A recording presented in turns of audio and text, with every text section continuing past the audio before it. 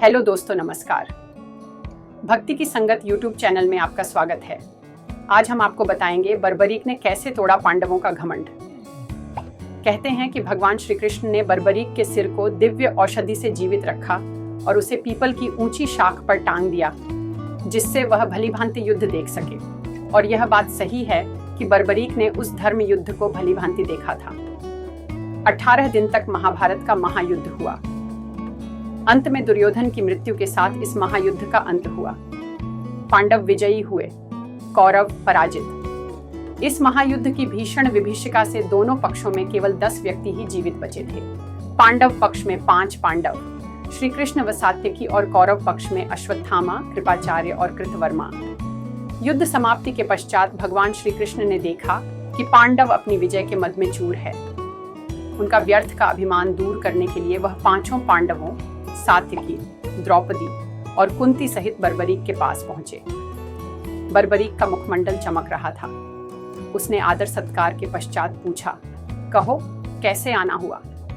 सभी उनके मुख से अपनी अपनी वीरता की प्रशंसा सुनना चाहते थे। अर्जुन उनके मुख से यह सुनना चाहते थे कि मेरे समान धनुर्विद्या का झाता इस संसार में दूसरा कोई नहीं है। वह अपनी प्रशंसा स्वयं करने लगे। बर्बरीक, क्या तुमने इस महायुद्ध को भलीभांति देखा है? बर्बरीक ने स्वीकारात्मक मुद्रा में सिर हिला दिया। अर्जुन गर्व से भरकर बोला, तब तो तुम इस बात को भी मानोगे कि यह युद्ध मैंने अपने बाहुबल से जीता है। 18 दिन निरंतर गांडीव की टंकार से 10 दिशाएं गूंजती रही। भीष्म पितामह को मारना कोई हंसी खेल नहीं था। भीमसेन के पौत्र बर्बरीक के मुख पर व्यंग्य भरी मुस्कान आई और बोले, हाँ, भीष्म पितामह के विषय में मेरा भी यही विचार है। आगे कहो, रुको नहीं। अर्जुन फिर बोला, मैंने भगदत्त जैसे महाबली को मार गिराया, द्रोण को निस्तेज कर दिया था, और कर्ण, जिसके भय से धर्मराज युधिष्ठिर को रात भर नींद नहीं आती थी, उसका वध भी मेरे ही हाथों हुआ। बाद में अश्वत्थामा को मणिरहित भी मैंने ही किया। क्यों बर्बरीक, अब तो तुम मेरी और मेरे गांडीव की प्रशंसा करोगे?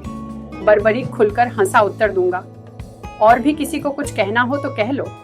भीम बोला, मेरी पर्वत सी विशाल गदा के बारे में क्या कहना तुम्हारा बर्बरीक?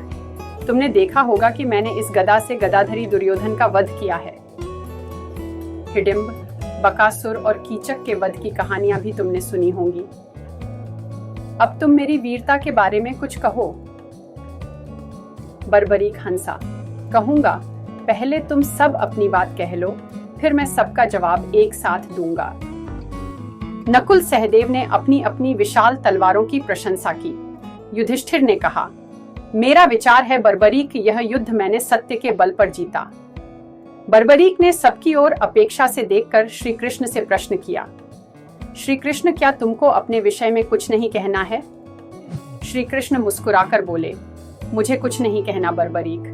मैंने योद्धा के रूप में तो इस युद्ध में भाग लिया ही नहीं। मैं तो मात्र सारथी था, रथ चलाता रहा, युद्ध देखता रहा, बस इससे अधिक कुछ नहीं किया मैंने। बर्बरीक खुलकर हंसा। उसके अट्टहास से 10 दिशाएं गूंज उठीं।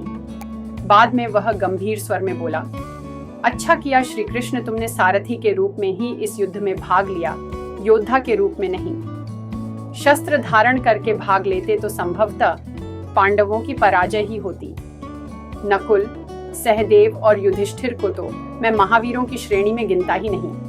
रहे अर्जुन और भीम, ये महाबली अवश्य हैं, किंतु कौरव पक्ष के धनुर्धरों के सम्मुख ये दोनों भी अनाड़ी और नौसिखिए लग रहे थे। अकेले भीष्म ने समस्त पांडव सेना और पांडव वीरों का बुरा हाल कर दिया था। उन्हें तो इच्छा मृत्यु का वरदान प्राप्त था। भला इनके मारे वे क्या मरते? इस वृद्धावस्था में भी कितना तेज था उनके मुख पर। बर्बरीक ने फिर अर्जुन की ओर देखकर कहा, मैं तुम्हारी बात का उत्तर दे रहा हूं अर्जुन। जिस गांडीव की तुम इतनी प्रशंसा कर रहे हो, वह उस वक्त कहाँ गया था जब भीष्म ने तुम्हारी सेना को छिन्न भिन्न कर दिया था, रथ तोड़ दिया था, कपिध्वज धरती पर पड़ा था, तुम मूर्छित हो गए थे और श्री कृष्ण को अपनी प्रतिज्ञा तोड़कर तुम्हारी रक्षा करनी पड़ी थी। फिर तुम श्री कृष्ण की सलाह पर भीष्म से यह पूछने गए थे कि उनकी मृत्यु कैसे होगी। तब तुम लोगों को लाज नहीं आई थी? शिखंडी के पीछे से भी निहत्थे भीष्म पर मैंने तुम्हारे शस्त्रों को चलते देखा था। वह तुम्हारी वीरता की चरम सीमा थी। जयद्रथ वध के दिन भी मैं तुम्हारी वीरता को देख चुका हूँ। श्री कृष्ण की माया यदि साथ न देती तो एक क्या सैकड़ों अर्जुन भी जयद्रथ की परछाई नहीं पा सकते थे। तेजस्वी वृद्ध आचार्य द्रोण ने तुम्हारी और तुम्हारी सेना की जो दुर्दशा की थी वह भी किसी से छिपी नहीं है। तब तुम्हारा बल तेज कहाँ गया था। युधिष्ठिर कितने सत्यवादी हैं, मैंने यह भी इसी युद्ध में देखा। श्री कृष्ण की सलाह पर अपने गुरु के सम्मुख जाकर उन्होंने झूठ बोला, जीवित अश्वत्थामा को मृत बताया, क्योंकि पुत्र शोक ही उनकी मृत्यु का कारण हो सकता था। ये सुनते ही युधिष्ठिर बोल उठे, भूल रहे हो बर्बरीक, मैंने कहा था अश्वत्थामा मर गया है, किंतु नर नहीं हाथी। बर्बरीक उत्तेजित हो उठे, क्रोध से बोले, नर नहीं हाथी, धीमे स्वर में कहा था, मन में कहाँ होगा। द्रोण केवल यह सुन सके कि अश्वत्थामा मर गया है। उसके बाद श्री कृष्ण और अर्जुन ने अपने शंख बजाने शुरू कर दिए।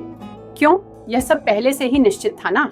बर्बरीक आगे बोला, सुनो अर्जुन, कर्ण के बाणों के सामने तुम्हारे दिव्यास्त्र कहाँ गए थे। उन बाणों को विफल करने के लिए उन्हें चलाया तो था, पर असफल रहे। क्यों, सच्चाई यही है ना।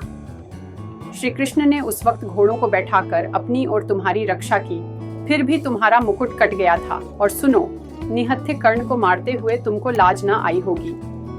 अर्जुन हतप्रभ हो रहा था, फिर भी बोला, मैं तो रुक गया था, लेकिन श्री कृष्ण की मुझे आज्ञा मिली थी कि यही समय है जब कर्ण को मार सकते हो। यदि कर्ण रथ का पहिया कीचड़ से निकालकर रथ पर बैठ गया तो एक क्या अनेक अर्जुन भी उसे मार नहीं पाएंगे। बर्बरीक की वाणी में व्यंग्य उभर आया। ठीक ही किया श्री कृष्ण ने, तुम्हें युद्ध जो जिताना था, मुझे याचक बनकर बेकार कर दिया। बलि भगदत्त की प्रचंड शक्ति को श्री कृष्ण ने अपनी छाती पर सहा, क्योंकि तुम्हारे शरीर के वह शतखंड कर देती। हाँ भीम, अब तुम भी सुनो, यह तो सच ही है कि तुम अतुल बल के स्वामी हो। तुमने निश्चित ही हिडिंब, बकासुर और कीचक को मारा, पर यह युद्ध तो गदा से नहीं जीता जा सकता था, क्योंकि इस युद्ध में इस युग के सर्वश्रेष्ठ धनुर्धर सम्मिलित हुए थे। धनुर्धर कर्ण के सम्मुख तुम्हारी गदा को क्या हो गया था, जो तुम जान बचाने के लिए हुए हाथियों के झुंड के पीछे जा छिपे थे। कर्ण ने अपने धनुष की डोरी तुम्हारे गले में डालकर तुम्हें बाहर खींच लिया था। वह चाहता तो तुम्हारा वध कर सकता था, किंतु उसने तुम्हें छोड़ दिया, और तुम्हें ही क्या, उसने नकुल, सहदेव और युधिष्ठिर को भी छोड़ दिया था।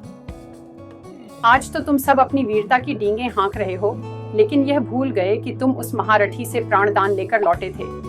वास्तव में ही वह सच्चा दानी था। तभी श्री कृष्ण और कुंती की आंखें टकराई। कुंती की आंखों में आंसू थे, किंतु बर्बरीक बोलता ही रहा। उसने अवसर मिलने पर भी तुम्हें क्यों नहीं मारा, यह वास्तव में अद्भुत रहस्य है। वैसे इस बात से उसकी करुणा तुम पर प्रकट होती है। जयद्रथ के सामने तुम्हारी वीरता कहाँ गई थी। उसने तुम्हें चक्रव्यूह में घुसने नहीं दिया था। सुनो भीम, तुम्हारे और दुर्योधन के बीच हुए गदा युद्ध में तुम अपनी महानता प्रकट कर सकते थे, किंतु वहां पर भी तुमने नीचता का प्रदर्शन किया। श्री कृष्ण के इशारे पर गदा युद्ध के नियमों का उल्लंघन करके तुमने दुर्योधन की जांघ पर गदा मारी। धिक्कार है तुम्हें और तुम्हारी वीरता पर। बलराम तो तुम्हें तुम्हारी दुष्टता का दंड देने उठे थे, पर श्री कृष्ण ने तुम्हें बचा लिया था, क्योंकि यह सब उन्हीं के इशारे पर हुआ था। धन्य था दुर्योधन, वीरता की लाज रखनी उसे आती थी। युधिष्ठिर के यह कहने पर भी हम पांचों में किसी को भी द्वंद्व युद्ध के लिए चुन लो, उसने अपने से बलि को चुना। यदि शेष चारों में से वह किसी एक को चुन लेता तो क्या होता। गदा युद्ध व मल्ल युद्ध में ये सब उनके सामने खिलौने जैसे थे। वैसे युद्ध में तुम्हारी भी मृत्यु निश्चित थी, क्योंकि वह गदा युद्ध का श्रेष्ठ ज्ञाता और बहुत फुर्तीला था। फिर बर्बरीक सांस भरकर बोला, श्री कृष्ण की नीति पराजित कैसे हो सकती थी। मुझसे यदि कोई पूछे तो मैं यही कहूंगा कि इस युद्ध के वास्तविक विजेता श्री कृष्ण ही हैं, जिन्होंने अपनी बुद्धि और नीति के सहारे इस युद्ध को जीता। मुझे तो इस युद्ध में चारों ओर श्री कृष्ण ही श्री कृष्ण नजर आते थे। श्री कृष्ण नीति की जय हो, यह कहकर बर्बरीक मौन हो गया। इतना सुनकर श्री कृष्ण ने महाबली को खुश होकर यह वरदान दिया कि महाबली बर्बरीक, कलयुग में तुम मेरे नाम से पूजे जाओगे, और जो तुम्हें सच्चे मन से ध्याएंगे वह मनवांछित फल पाएंगे। और आज यह सच जग विख्यात है कि उस काल के बर्बरीक आज के बाबा श्याम हैं। आज सारा संसार उन्हें शीश के दानी के रूप में जानता है और जो भी सच्चे मन से इनकी शरण में खाटू श्याम जी जाता है उसके समस्त कार्य प्रभु श्री श्याम पूर्ण करते हैं और उसके जीवन को सुख, संपदा व खुशियों से भर देते हैं। हमारी यह कहानी कैसी लगी कमेंट में ज़रूर बताइए। ऐसी ही वीडियो देखने के लिए हमारे चैनल को सब्सक्राइब करें, लाइक करें और अपने दोस्तों को शेयर करें। धन्यवाद।